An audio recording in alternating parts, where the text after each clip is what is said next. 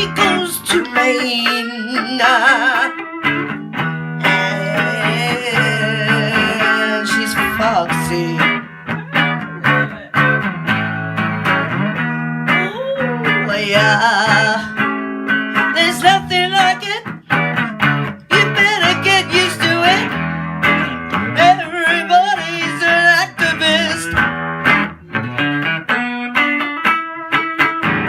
Everybody seems to think they know about everything. It's so complicated. Woo! It's complicated, baby. Next time you're in a dinner party, say hey, hey, hey, hey, how's the Jill? I'm sorry, did I mean? Give me a little bit of that Stein. Whoops. Ay, ay, ay, ay, ay, ay. 2020, Jill Stein, everybody. I'm interviewing Roberta Fox. No one knows just how she's created, but everybody loves that girl 'cause she's foxy. I say she's foxy. Woo! Woo! Now, how are we gonna make a change if there's only a little bit of rattling in your pocket? I got no change. I used to give so much I thought. I realize it's all about the words. I realize it's about the brain. Don't be silly, yeah, she was in Maine. Roberta, I said Roberta Fox. Woo! Roberta, I said Roberta Fox. Everybody, make sure you check her live shows streaming on Facebook. Oh yeah, let's give Facebook a little bit of a hello. They don't really seem to understand where they're and who they're playing with. 'Cause we're in there. 'Cause we're the live stream, yeah. Woo! Yes, you guys are awesome. I love it. Thank you. Dedicated to Roberta Fox for coming on to the Chatterbox show. Make sure you watch YouTube, everyone, and support Roberta Fox. Bye.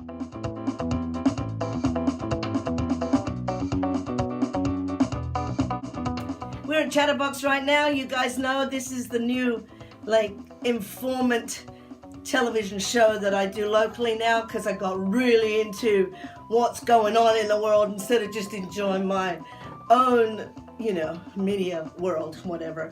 So I'm glad I did. And I have a wonderful guest with me today who has been partying with us all afternoon. We've had a fabulous afternoon together. Everybody knows her on Facebook. She trends like crazy. It's been a wonderful moment with her. We just did the Buddhist chant, Nam Myoho Renge Kyo. For those that know me, you know I'm a Buddhist. I'm a Nichiren Buddhist, and I have a couple of shows out there on YouTube. If you want to learn how to chant and just see what I do, or just not even that, just find out yourself because you'd heard about it from a friend or two. But we did that. It was wonderful. We've had a wonderful afternoon. And she's just a breath of fresh air always everywhere she goes. Right? She paints the place lovely and with rainbows, and it makes everybody feel good. That's the Aquarian for you. So all you Aquarians out there, don't be unhappy. I know you go through your depressions, but you guys are really awesome forward thinkers and stuff, and we need Aquarians for that wonderful breath of fresh air. So anyway, it's cold in Santa Barbara. That's why I'm letting you know. I couldn't believe it. I actually looked at the weather forecast. It said 32 degrees it was going to be last night. And I think it made it. I think it made it. I had an electric blanket on, which seems really strange. And 2 fires. I got 2 fires because I don't like turning that central heating on. I don't like to do that. It makes a really weird smell, and I keep thinking, I wonder what we're breathing in, because Roberta, you know a lot about the chemtrails. Speaking about the chemtrails that are very, very, very real. Well, Roberta knows a lot about this. I know that a friend of mine said they knew about this in Colorado. Helen, who lives in Colorado, she said in 1996 she knew about it. Well, I can always remember seeing things up in the sky, but I think that I thought it was just like the end of the airplane. Contrails, right? Contrails, which is water vapor, which does happen, and you see that, and the trail will dissipate after a certain distance, and we all have seen that. But that doesn't cause the effects that therefore come out, because they are dropping heavy metals into the sky, silver iodide into the ionosphere. There's barium, aluminum, and these are, you know, not good, and you can see how it spreads out and it changes the weather. And yeah, it's a lot that we don't know what they're doing them for. There's a lot of speculation, but it's they are at least acknowledging it now. I know they're calling it stratospheric aerosol injections or geoengineering instead of calling it chemtrails, which is kind of good that we're calling it something, you know, else, but we don't know why they're doing it, I guess. Well, the thing that, you know, Roberta and I got talking a little bit about this before, and, you know, she was saying, well, you know, they don't know if they're going to be putting more out, or whatever, to stop the weather and everything. They put this stuff out, and she was explaining to me. What I was saying to her is, gosh, you know, I bet there's money involved in this, and that the big airlines, you know, I bet they get a certain amount of money or a certain amount of breaks from the government. I bet you. You know, I don't know, but I'm just surmising, right, so that they would carry this junk, yeah, and put it in the back of the airplane and do it while it's taking passengers, yeah, back and forth. And that's what I wonder. I don't know if they're commercial aircraft. I know that I've seen military aircraft do it, and I've seen leaked on Global Chemtrail Summit and a couple of the different websites on Facebook that discuss and show people pilots have sent in photographs, and they are what look like the old school propane tanks, you know, the big ones that go outside when people have like mobiles and stuff like trailers, that. Right. Right. And it looks like those inside these planes. So therefore I think it's usually more like air or military planes, but on the same token, people will check the direction. There's these flight path trackers that'll tell you what airplane that is. If it's like going over you, you can track, you know, flight number and everything, and then you'll see those planes dissipating which appears to be chemicals, and you're like, but if that's a passenger jet, like why? And that brings to your point, money. Yeah, I think you so. know, money. So money. it's like yeah. So yeah. So let's, you know, Roberta is fun, and I've met her like a lot of you out there. I've met her on Facebook. Probably, if you don't know her personally really well, but it's like, you know, Roberta, when she does her live Facebook streaming shows, not to get mixed up with chemtrails, live streaming. Yeah, right. Anyway, Roberta, I remember seeing her do that amazing fun time that she had. Was it in Maine? Oh, yes. Yeah, yes. Give us a recap on that, because it's a lot of fun. And before we go into that, I want to say to everybody in the TVSB local area that will be watching this, that we're also live streaming right now on Facebook, because with all our digital cameras and phones and things like that, Facebook is able to live stream. And so everybody out in Facebook, hi! I'm so glad that you're with us. It's exciting. I'm happy as anything to have Roberta drop by. She's on her way to see her mum in Lompoc. Yep. So everybody out there, if you're on Facebook, do like Roberta or like us. Minnie Woodstock is on there. You know, just if this is okay. I'm not sure if any people know you personally. Yeah. You're an open book. Roberta's an open book. Well, That's Roberta is... she's a very, very strong individual. Her energy is really high, and I can really relate to that, because I wrote the song, High Energy Flow. And so, you know, it's like Roberta has a lot of energy, but she had a terrible thing happen to her when she was 5. I got polio when I think I was 5 or 2. I don't know, somewhere there, but I got polio. They thought I was going to die. Wow. Same thing happened with Roberta as far as 14. Back injuries. Oh, yeah, you were 14. I was 14. Back injuries. I mean, so many people out there suffer from back injuries. So I just want to add, coconut oil is fantastic. It brought me back to life this year. I was on my way out in January through taking pharmaceutical thyroid pills. And it wasn't for my husband, he saved my life, and he did research and he found out about coconut oil. So a tablespoon a day I eat that. Really? And Okay. it's amazing. So Roberta has had a lot of stuff happening to her in her lifetime, and she can Make me share stronger. you. Strong like bull. Yeah. So I'm going to give you the Okay. table for a bit, you know, for you to chatter Okay. and let people know, you know, what is it about your life? How did we get to meet like this? Oh. You know, Maine activist. She's an activist. Bernie. Yeah, and Bernie. Of course, Bernie really opened it up to everybody. Bernie. Yeah, Oh, yeah. my And now heart. we're doing Jill, of That's course. right. Because Jill is green and Yeah. Jill is her new working her butt off, and she's a woman, Yeah. and we love her. So, Yeah. you know, not that we don't love Bernie, but I'm sorry. And I election can't. integrity. She Yeah, stands for. yeah. that. I can't vote for the Democrats. No, I'm sorry. never. Any of you Democrats out there, if you feel hurt by my saying that, or you Republicans, none of you. I don't know how you get up in the morning. I'm sorry, but I don't know how you get up in the morning and face yourself in the mirror thinking the way you do about the establishment. I'm Yeah. sorry. It's over. And so there you go. That's So- me. Now the floor is Okay. Roberta Fox from... I'm from Pasadena, California, and as Ravel was saying, I was born in Pasadena, and then when I was a youngster, my parents, we moved to Arizona. I thought it would be a more laid back, I think, I wouldn't get in trouble kind of a thing like I would have in the city. But I learned how to do a lot more in Arizona than I probably did living in the city. But I moved back in 1995, and I have lived in Pasadena ever since. And about a year and a half ago, as many of all of us got involved in the political process, before I was a sheep. I was a total sheep. I watched CNN and MSNBC. I voted for Barack Obama. I had money in a bank account. I did everything that I was programmed to do. And one day I saw something with Senator Sanders, and it was like in May of 2016, or no, 15. Wow. And yeah, dedicated my life to him for the last, year and a half. And then I got on board with Jill Stein. And so when I went to, you were asking when I went to Maine, so after the primaries, my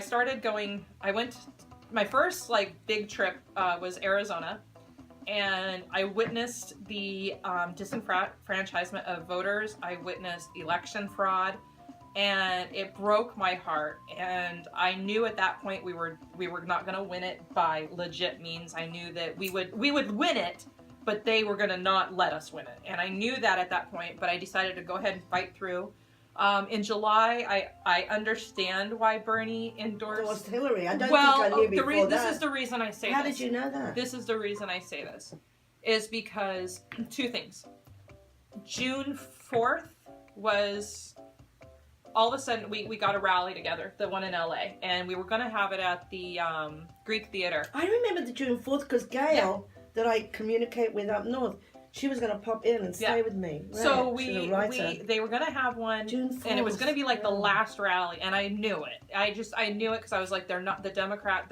After everything I'd seen in Nevada, Arizona, New York, getting because purged, of the way the primaries I knew. went. I'm like, okay. It's rigged. He's 100% right, and I became to be even more never Hillary, ever Hillary. And so that's when I, decided to get on board with Jill Stein. I wrote to Jill July 6th. And I told her I was in 100%, that I was taking my suitcase and just heading back east. So I went to the convention July 26th with some of my friends. We went out there and I did the protesting. I screamed. I did my anger up at the wall. I was, saying, Bernie beats Trump. It's like, you guys are not going to win this election because I'm telling you what, I will never vote for a corrupt, horrible human being such as Hillary Clinton or anybody in the Democratic Party for that matter. That's perfect. And I had a chance to meet Jill in Philadelphia at the People's Summit thing that we had there, and her and Chris Hedges were there, and then she came and marched in FDR Park with us, and I was like, I like this lady. And, it was hard. I wasn't on board at first with Ajamu because I had heard that he had called us Bernie people, derogatory things. And so I looked around and tried to get that information, and no, it's not what he said. It said something like, Bernie kind of folded, which I understand why. I think he did too. So I understand. and I understand where Ajamu came from that. And so You know, Bernie was, hi Maxwell. Well, I was treated, you know, mistreated is I think they hurt Bernie. I think they could have even, and I'm going to say this, I think they could have even done some sort of like mind control stuff with him, because what we heard at the convention was, and mind you, Seth Rich was murdered like that week or like a week and a half before, and he did leak the information through a mediary in Washington D.C. To that ambassador, that former British ambassador that got to Julian. It was not Russia. So that was to Seth Rich. Thank you, Seth. Like, rest in peace. But as soon as they, you know, Jill became the person that I wanted to, you know, spend my time and effort. I knew that we couldn't win, but it wasn't about winning at this point. It was about building, and that's where I'm at today, along with many of you guys. We're all, you know, we've been awoken, first of all. Yeah. We're all awake. We have this family that's just Bernie and Jill family, strong. And you know, we've had our own struggles with our own family and friends that have, like friends. I've had teachers disown me. I've had me people, too. Like, I hate family you. members don't want to talk to you anymore. Yeah, like I became a bully. They block you off their Facebook. They block you off your Instagram. It's like, oh my, you know. Yeah. Oh my, you know. Well, you know, it's like people. Why would they do that if they really didn't, in their heart of hearts, think there was something wrong? Like when I went and heard AZWE, I went and heard Jill. Yeah, and you have to do it for research. yourself. Yeah, you can't listen to what other people are going to say to you, because you have to hear it in the right context of how they're speaking.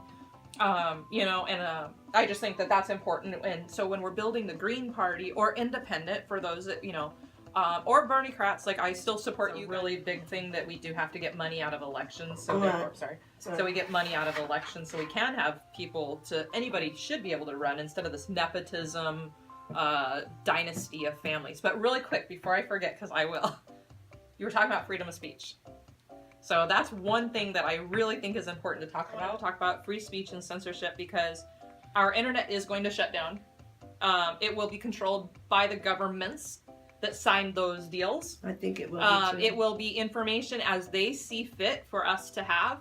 And I think it is very important that we remember that Google and Facebook are going to filter and censor information and give us what they feel. So what happened, though, in Maine is I had decided to go ahead and volunteer for Jill Stein, and I went out to Acadia National Park, and I had a big sign that said, "Ask me about Jill Stein," and information about the Dakota Access Pipeline and the Trans-Pacific Partnership, two things that are important to me. And you guys might have seen my live stream. If not, it was a ranger that came to my camp, and he told me to take down my signs. I told him he had to come back with his police because I didn't realize he was a ranger. No disrespect, he was really young and I didn't know. So he came back and he was like, well, you can't be here. You can't, like, disrupt nature. And I'm like, but I'm talking about, like, the environment. And so he said I had to go to a free speech zone. So I had to drive like 38 miles one way to the Acadia National Park Visitor Center, and there was a 5-foot by 8-foot space that I was the free speech zone. So I took I was pissed too. I had no makeup. I didn't care. Had my Jill Not Hill shirt, and I went there and I put all these signs around, and I was walking back and forth, and I'd look at the camera. I'm like, hello guys, what's up?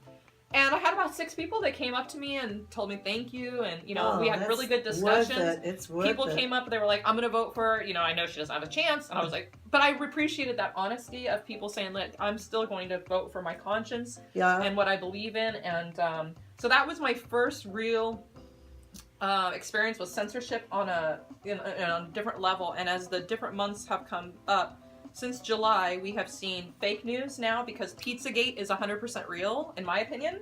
I think there is definitely a lot of 1%ers that are into some sick shit. Yes. And that the fact that I do PR for a living, okay, that's my whole life. I do public relations. You have to pay me to do public relations or give me something in barter. I just don't do it for free. Why these corporations, or these ABC, CBS, CNN, why all these people are saying, well, we have investigated. They're just like, nope, it's not true. It's not true. It's like, well, prove that it's not true.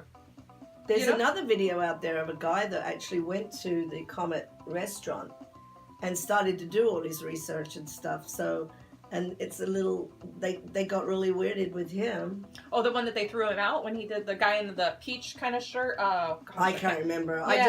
I've seen so many. He went in and he was on Periscope, and oh gosh, what's his name? Jake? I can't think of his name right off the top of my head. And he went in, and he had done what I did actually the other night. I tried to go live on politics and stuff, and I used hashtags. And I think they have like an algorithm now that can tell really? what keywords. And if you put Pizzagate, that's it? Because I tried to go live for like an hour and a half the other night for my debut at politics and stuff, and I went off Wi-Fi, on Wi-Fi. I had 2 cell phones. I was like, it's because I was logged in with that Pizzagate. But yeah.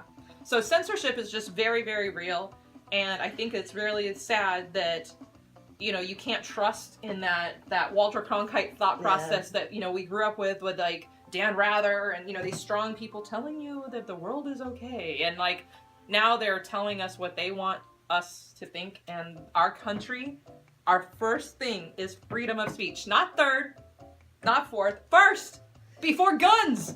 Before guns. It's our freedom of speech. So I can say whatever I want to say, whenever I want to say it, wherever I want to say it. And this crap with I'll get all upset.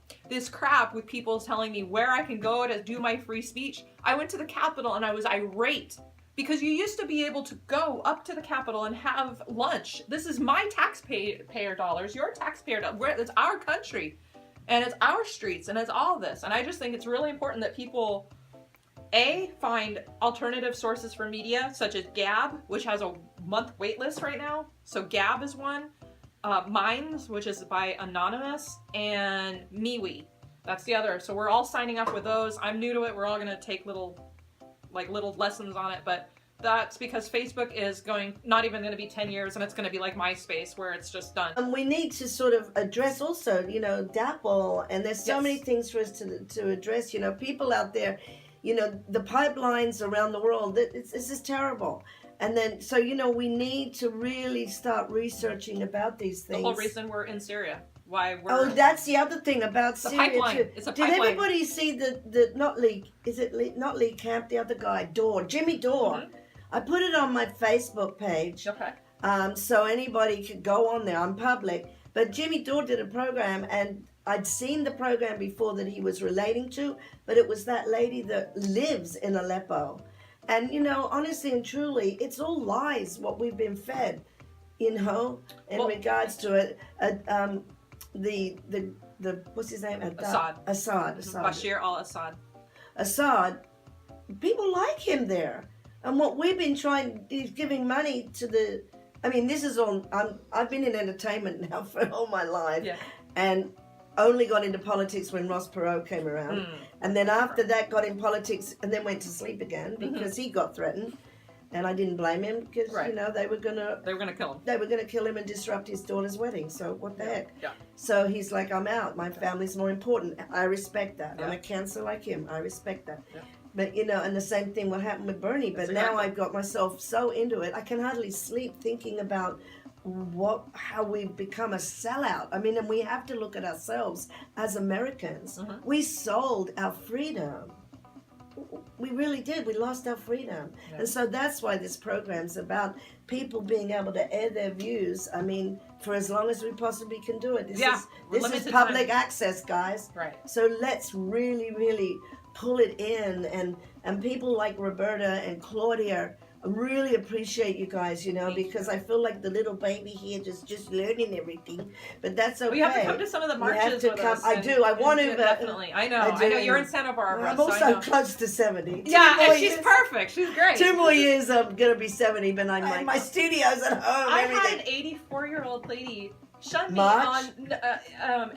in Arizona and told me I better get off the bus and keep canvassing. And I was like, oh shit. So I got off that bus and kept canvassing. She inspired you. Yeah. See, that's what we have to be to each other.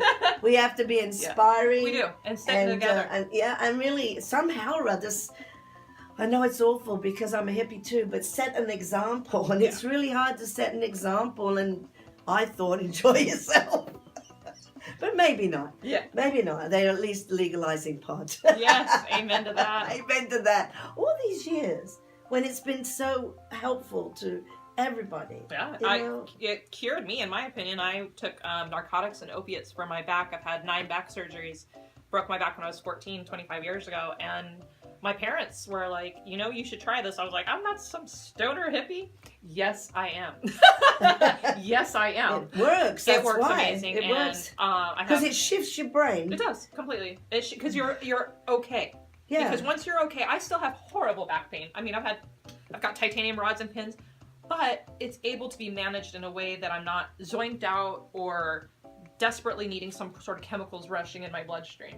Instead, I have something that helps my brain tell the rest of me I'm okay. It's, you know, it calms it. It calms the storm of my body. So I like it. I agree fully. Love you it. know, and you know, so and we do have to get rid of, what is it called? Stop the war on drugs. Hello, when there's so many people in prisons, we've got to get out there. I don't know how anyone survives prison, and it kind of scares me that we're losing our freedoms here. Yeah. Well, you know, I'm not scared. I just guess I'll leave the country or leave somewhere. Everyone's heading to Oregon. Everybody that I've spoken to lately is heading to Oregon. So, you know. Are they going to secede or something? I don't know. Everyone's going to Oregon. Portland or bust. Well, apparently, I guess you can buy property there and sort of live very sort of substantially Ed Higgins organic. just went, and he learned how to do Did he? permaculture. Oh, Ed, too. Ed Higgins. Ed Higgins. He's my heart, man. Me and Ed go. I met Ed in February in Arizona canvassing for Bernie. God. You know, a lot of fun we have. A year ago. So what's next for Roberta? So next I'm going to New York on Sunday. Heading to New York City for New Year's Eve. I'll be doing live streams of that stuff. But as far as political stuff, I am going to Washington, D.C. I am investigating with some people. We are going to be investigating Pizzagate. And I am going to the inauguration and the Women's March. So, woohoo! Wow, and I'm with Occupy Inauguration. Ed Higgins is putting that together along with a lot of other people.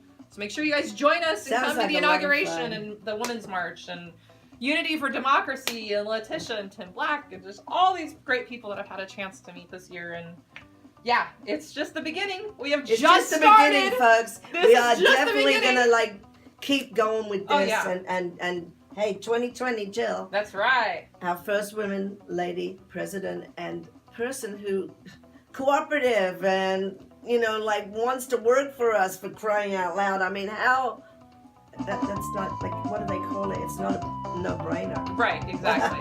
Exactly. All right, well, thank you so much for coming, Roberta. Thank you. Thank you so much. You know, amazing activist, has so many talents, marketing, promotion, whatever. This girl is. You need me for your PR needs. There you go. Run for an office? Yeah, run for an office. So Jill's happy to have her. We're all happy to have her, and I'm so glad you came to CHATTERBOX. So everybody out there, keep on being an activist. Don't believe anything that you hear.